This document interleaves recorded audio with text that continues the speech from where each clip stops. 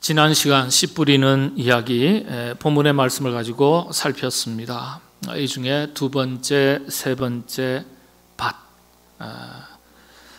돌밭에 떨어진 씨앗, 그리고 가시떨기가 무성한 땅에 떨어진 씨앗. 이 두 씨앗의 특징이 무엇이겠습니까?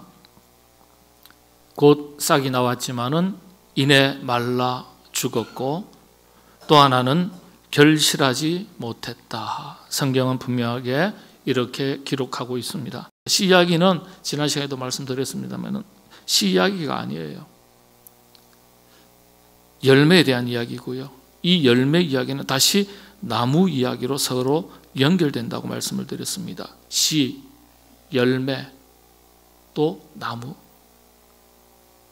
이렇게 연결되는 과정에서 주님께서는 씨앗이 좋은 땅에 뿌려질 때 30배, 60배, 100배의 열매를 거두게 된다고 말씀하시면서 결론적으로 좋은 밭, 옥토의 중요성을 말씀하셨습니다. 이 옥토가 바로 우리의 마음밭입니다. 더 정확하게는 우리의 영적 내면 세계를 말합니다. 출발은 씨앗, 씨 이야기로 시작을 했습니다. 예수님의 비유는 서로 이렇게 서로 연결되어 있는 경우가 대부분이에요. 그래서 씨의 이야기의 결론을 살피시려면 나무 이야기를 살펴야 돼요. 나무 이야기. 나무 이야기에 대한 교과서적인 주님의 가르침이 있습니다. 무화과나무, 포도나무, 감람나무, 올리브나무죠. 올리브나무 이야기입니다. 신약 성경에 기록된 3대 핵심의 나무 이야기입니다. 그런데 이 이야기들은 서로 맥락을 같이 하고 있습니다. 자, 좋은 나무. 여러분, 좋은 나무, 어떤 나무를 의미하는 것이죠? 성경은 좋은 나무를 이야기할 때 항상 세 가지 조건을 이야기합니다. 첫 번째는 뿌리가 튼튼한 나무. 마태복음 3장 10절의 말씀 중에, 주님 말씀 중에 이런 말씀이 있습니다. 도끼가 이미 나무 뿌리에 놓였다. 이건 그 나무의 뿌리가 병들었음을 의미하는 겁니다. 병들지 않은 나무의 핵심이 뿌리가 건강한 거예요. 뿌리를 잘 내렸다는 것은 어떤 의미일까요? 하나님과의 관계가 튼튼하다는 의미입니다. 하나님과의 관계가 튼튼해야 돼요. 뿌리가 깊으면 바람이 불면은 좀 흔들릴 수는 있어도 꺾이지는 않습니다. 뿌리채 뽑히지는 않습니다. 흔들리지 않는다는 거예요. 예. 여러분들의 신앙이 뿌리 깊은 나무와 같은 신앙이 될 수 있기를 바랍니다. 두 번째가 자양분을 잘 받아들이는 나무. 성경에서는 이것을 시냇가에 심은 나무라고 기록하고 있습니다. 시냇가에 심은 나무.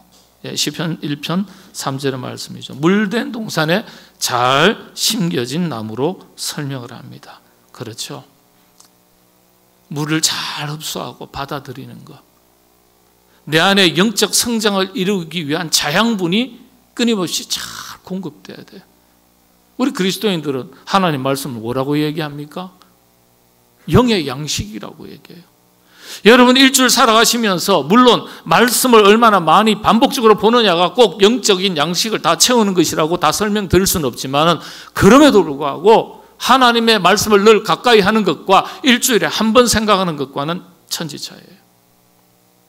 여러분의 삶 속에 늘 하나님의 말씀을 기억하는 그 시간들이 있느냐? 마음속에 새겨둬도 괜찮아요. 생활 속에서도 하나님의 말씀을 늘 가까이 하려고 노력하고 계시냐? 한번 생각해 보세요. 손목에, 미간에, 문지방에, 문설주에 하나님 말씀을 다 기록하라 그랬잖아요. 이스라엘 백성들에게 하나님께서 신명기에 보면은 왜 그렇죠? 말씀을 늘 가까이 하라는 거예요. 우리의 영적인 자양분이요, 우리의 영적인 성장이요, 열매 맺는 나무로 자라가기 위해서 꼭 필요하다는 거예요. 말씀에서 멀어지면 우리의 생명력이 약해지는 거예요. 여러분들 하나님의 말씀을 늘 가까이 해서 신령한 은혜와 영적인 자양분을 잘 공급받는 여러분 되시기를 바랍니다. 세 번째가 좋은 열매를 맺는 나무, 그게 좋은 나무의 기준입니다. 좋은 열매. 이 열매라는 것은 유익함을 말하는 겁니다. 헬라어로 열매를 칼포스라 그러거든요. 이 칼포스라는 뜻이 어떤 뜻이냐면 유익, 이득이라는 뜻입니다. 이 칼포스. 네. 그래서 유익이 없다면 더 이상 열매에 의미가 없는 거예요. 열매의 핵심은 유익입니다. 그 유익이라는 게 뭘까요? 기쁨이라는 거예요. 기쁨. 자, 그렇다면 성경에서 말하는 이 세 가지, 뿌리가 튼튼하고 자양분을 잘 받아들이고 시냇가에 심은 나무, 그리고 그 결과로서 좋은 열매를 맺는 나무, 이 세 가지 조건을 다 갖춘 좋은 나무는 어떤 나무일까? 아니, 그게 좋은 나무 아니에요? 맞습니다. 그러나 더 깊이 들어가시면 또 다른 뜻이 있습니다. 좋은 나무의 의미와 기준이 있는데 원어를 살피면 그 의미를 이해하는 데 도움이 됩니다. 나무라는 말의 히브리어는 에츠라고 말합니다. 헬라어로는 덴드론, 그렇게 말합니다. 덴드론. 그런데 구약 성경에 보면 반복해서 기록되는 나무 한 그루가 있어요. 뭐 백향목 이런 거 말고요, 상수리 나무입니다. 근데 이 상수리 나무가 굉장히 중요한데 히브리어로는 엘로라고 해요. 그런데 엘로라는 뜻이 무슨 뜻이냐면 우리는 상수리 나무 그래요. 그런데 이스라엘 백성들은 그 나무를 보고 여기 십자가의 나무가 뭔지 아세요? 상수리 나무예요. 제가 이거 두 번째인가 세 번째 구해가지고 여기 걸어놓은 거예요. 만드는 제작하는 업체에다가 반드시 상수리, 소나무 이런 거 안 된다, 상수리 나무로 해달라. 떡갈나무에 도토리 나무가입니다. 이게 상수리 나무로 해달라. 근데 우리는 상수리 나무예요. 혹은 떡갈나무, 혹은 도토리 나무, 그렇게 불러요. 그런데 이스라엘 백성은 뭐라고 불러요? 엘로 그래요. 근데 엘로가 무슨 뜻인지 아세요? 하나님의 나무, 그런 뜻입니다. 상수리 나무를 딱 보는 순간, 그 나무를 보는 순간 하나님의 나무, 하나님의 나무, 헤브론가 마무리, 하나님의 나무 아래에 묻혔더라. 구약 성경의 믿음의 선조들이요, 생을 마칠 때 아브라함도 다 그렇게 기록해요. 헤브론가 마물에 상수리 나무 아래에 묻혔더라. 무슨 뜻이에요? 헤브론가 마물에 하나님 나무 아래에 묻혔더라. 여러분, 감동이 달라요. 느낌이 달라요. 근데 예수님 시대 이게 나무를 덴드론이라 그럽니다. 근데 이 헬라어 덴드론이 뭘로 바뀐 줄 아세요? 영어의 tree. 그래서 드루스, 덴드론, 트리. 특히 이 구약 시대에는 하나님의 나무 이렇게 이름을 함부로 부를 수 없었기 때문에 대신 드루스라고 불렀어요. 드루스. 엘로라고도 잘 못해요. 하나님의 나무, 이름이 엘 하니까 그래서 뭐라고요? 드루스라고 불렀어요. 드루스. 근데 히브리어 드루스, 그리고 헬라에서는 덴드론, 이게 뭐라고 바뀐다고요? 영어에서 tree 이렇게 바뀝니다. 이 세 단어죠. 출발은 상수리 나무라는 단어에서 출발합니다. 그래서 일반적인 나무라는 의미의 tree라는 영어가 만들어집니다. 구약에서는 상수리 나무, 하나님을 만나기 위해서 항상 찾아갔던 나무입니다. 상수리 나무 아래가 예배의 자리였고 생을 마칠 때도 믿음의 선조들은 상수리 나무 아래에 묻어달라고 부탁했습니다. 신성한 나무였어요, 구약에서는. 그래서 구약에서 상수리 나무 하면요, 하나님과의 만남, 하나님과의 관계, 하나님과의 연결고리를 상징하는 나무였습니다. 신약으로 넘어오면서 덴드론 이렇게 언어는 바뀌었지만 동일한 의미입니다. 그래서 성경에서 말할 때 좋은 나무는요, 어떤 나무일까요? 우리는 아무런 뜻이 없어요, 나무 그러면요. 근데 성경에서는 나무 그러면은 상수리 나무를 생각했고, 상수리 나무라는 단어 자체가 뭐라고요? 하나님의 관계, 하나님과의 만남, 하나님과의 연결고리라는 뜻으로 딱 인식이 되었기 때문에 언제나 나무라는 것을 떠올리면 이 하나님과의 바른 관계를 말하는 거예요. 그래서 성경에서 말할 때 좋은 나무는 하나님과의 바른 관계를 잘 맺고 연결이 되어 있는 나무가 좋은 나무입니다. 그리고 이런 나무에서 좋은 열매를 맺게 된다고 가르쳐주고 있습니다. 그래서 성경은요, 하나님과 분리되어 있는 나무에게서는 돌감람나무 열매가 열리고 그랬죠? 로마서에도 기록되어 있습니다. 계시록에도 있고요. 이런 나무는 참 감람나무인 예수님께 접붙임을 받아야만 좋은 감람나무 열매를 맺을 수 있다. 이렇게 성경은 분명히 우리에게 가르쳐주고 있습니다. 여기서 우리가 주목해야 될 것은요, 주님께서 열매 이야기를 하시지만은 열매가 핵심이 아니에요. 열매 이야기를 하시지만 열매가 아니고요, 나무 이야기 하시지만은 나무 이야기가 아니에요. 자, 그렇다면 나무, 좋은 나무 되라 하셨으니까 좋은 나무, 좋은 열매 맺으면 그게 끝인 줄 알았는데 아니에요. 진짜 하시고 싶은 말씀이 있는 거예요. 무엇이겠습니까? 더 중요한 것을 말씀하시기 위해서 씨앗, 열매, 나무 이런 이야기를 하신 거예요. 주님은 좋은 나무 이야기를 통해서 씨앗, 좋은 밭, 좋은 열매, 좋은 나무, 이제 이렇게 눈에 보이는 것에서 눈에 보이지 않는 진짜 이야기로 넘어갑니다. 그래서 마태복음이 아닌 누가복음을 보면 주님께서 말씀하신 진짜 의도를 알 수 있습니다. 누가복음 6장 43절에서 45절 말씀이 바로 그 말씀입니다. 끝부분의 말씀이 핵심의 말씀인데요, 한번 같이 한 목소리를 봉독하겠습니다. 못된 열매 맺는 나무, 좋은 나무가 없고 좋은 열매 맺는 못된 나무가 없느니라. 나무는 각각 그 열매로 아나니 가시나무에서 무화과를 또는 찔레에서 포도를 따지 못하느니라. 선한 사람은 마음에 쌓은 선에서 선을 내고 악한 자는 그 쌓은 악에서 악을 내나니 이는 마음에 가득한 것을 입으로 말함이니라. 선한 사람은 마음에 쌓은 선에서 선을 내고 했습니다. 나무 이야기 하다가 갑자기 마음 이야기로 넘어간 거예요. 나무 이야기도 아니고 열매 이야기도 아니고 마음 얘기하시는 거예요. 결국 마음 이야기를 하시기 위해서 앞서서 씨앗, 열매, 나무 이야기 하신 거예요. 다시 말씀을 드려서 우리가 어떤 마음을 품고 살아가야 하는지, 우리 내면 세계가 어떠해야 하는지 이것에 대해서 말씀하신 것입니다.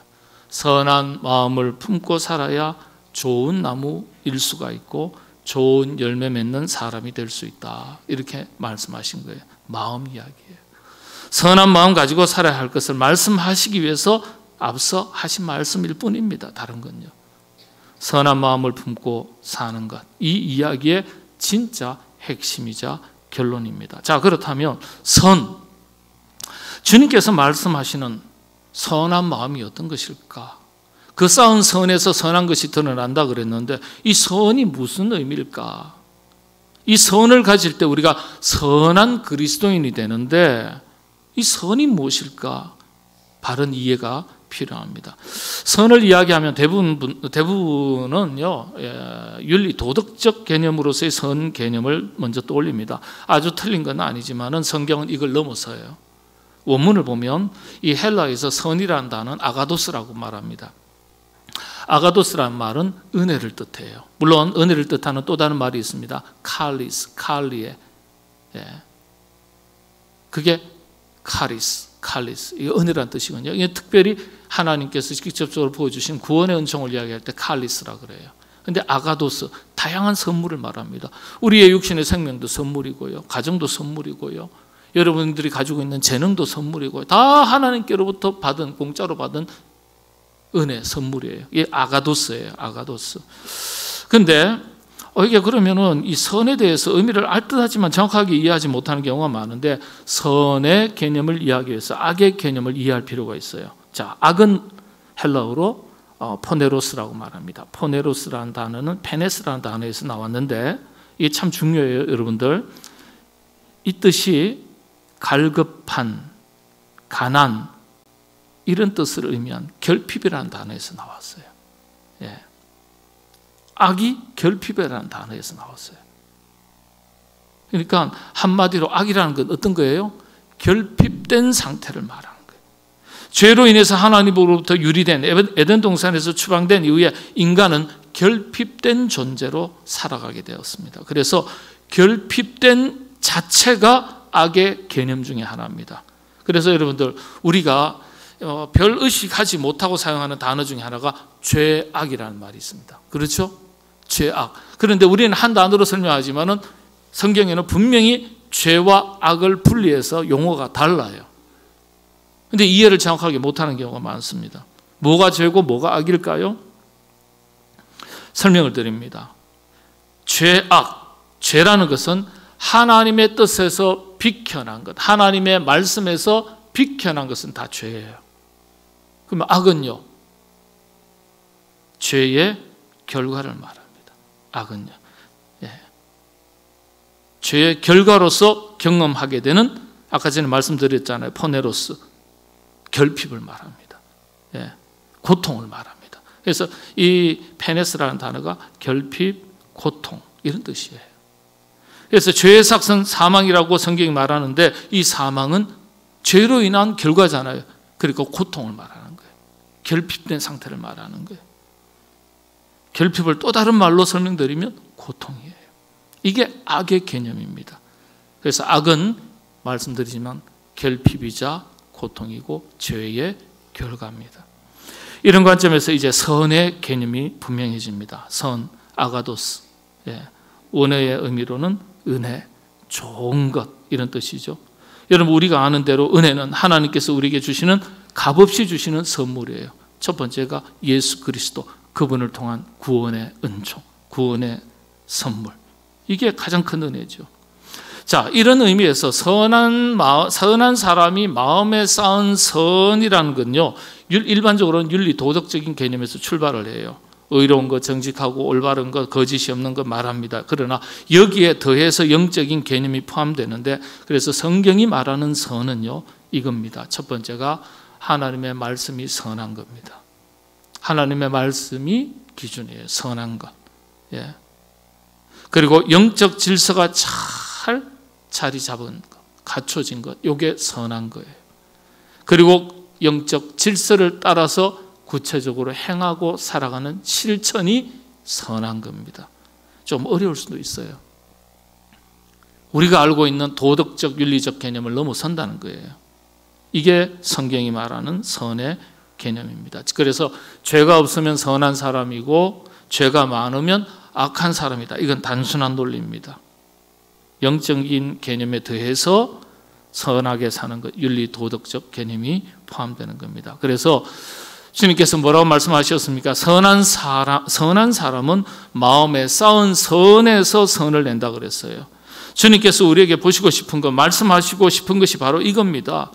주님께서 우리를 평가하실 때 진짜 평가하시고 싶으신 것이 무엇인지를 이렇게 설명한 겁니다. 우리가 기억하실 것 하나 있어요.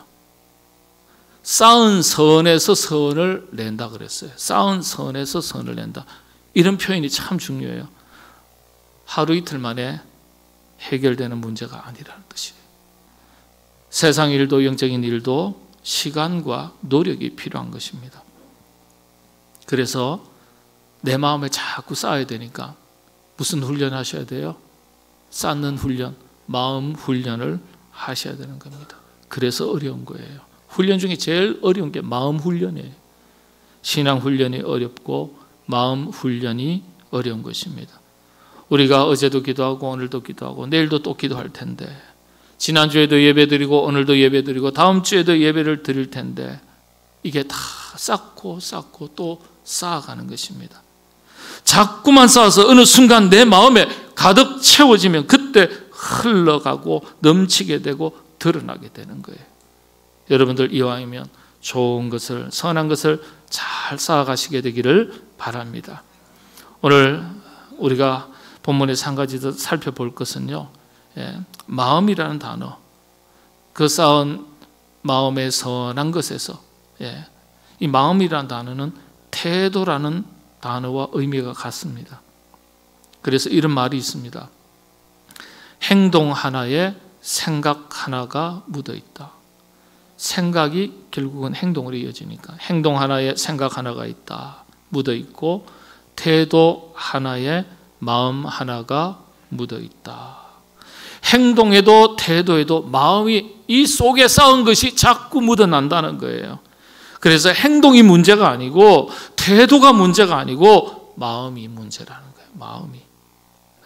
말씀 마무리합니다. 최인호 작가가 쓴 꽃밭이라는 이야기 들려드리고 말씀 마무리하겠습니다. 산문집 하나가 있는데 참 훌륭한 작가죠. 유명한 작가고 이 꽃밭이라는 책이 있는데 이 책 속에 마음 성령이라는 제목의 글 하나가 있습니다.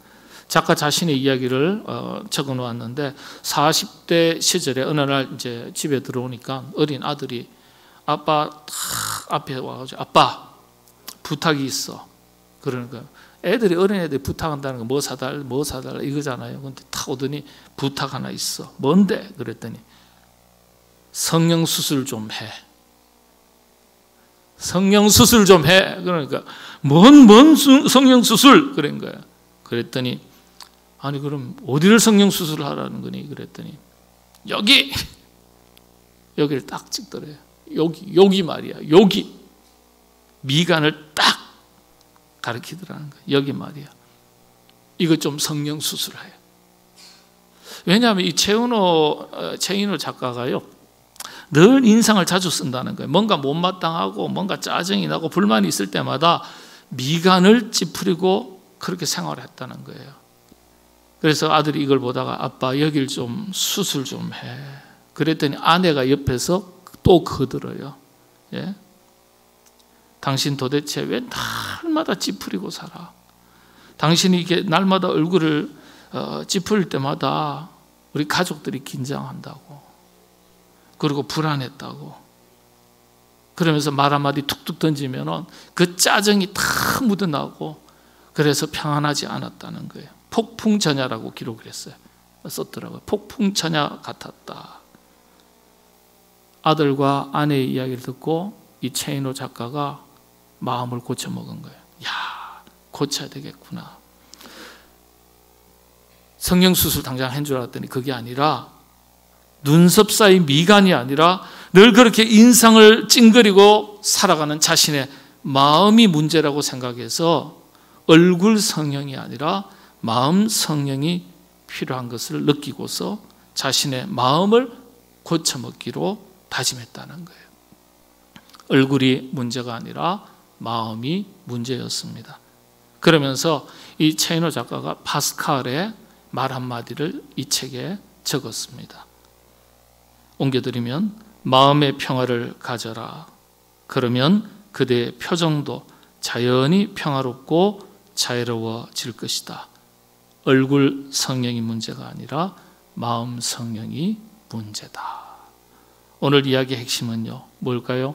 씨앗 이야기일까요? 아니요. 옥토밭의 이야기일까요? 그 옥토 좋은 밭도요, 밭 얘기하는 거 아니에요. 나무 이야기가 끝일까요? 아니에요.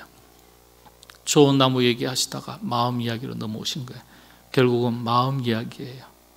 마음을 새롭게 하라. 마음을 고쳐먹으라. 선한 마음 품고 살아라. 선한 것을 쌓고 살아가라. 이 말씀이에요. 신앙생활 하루 이틀 만에 안 바뀝니다. 그렇지만 우리는 좋은 열매 맺고 살아야 될 사람들입니다. 좋은 열매 이전에 좋은 나무가 되는 것이 먼저예요.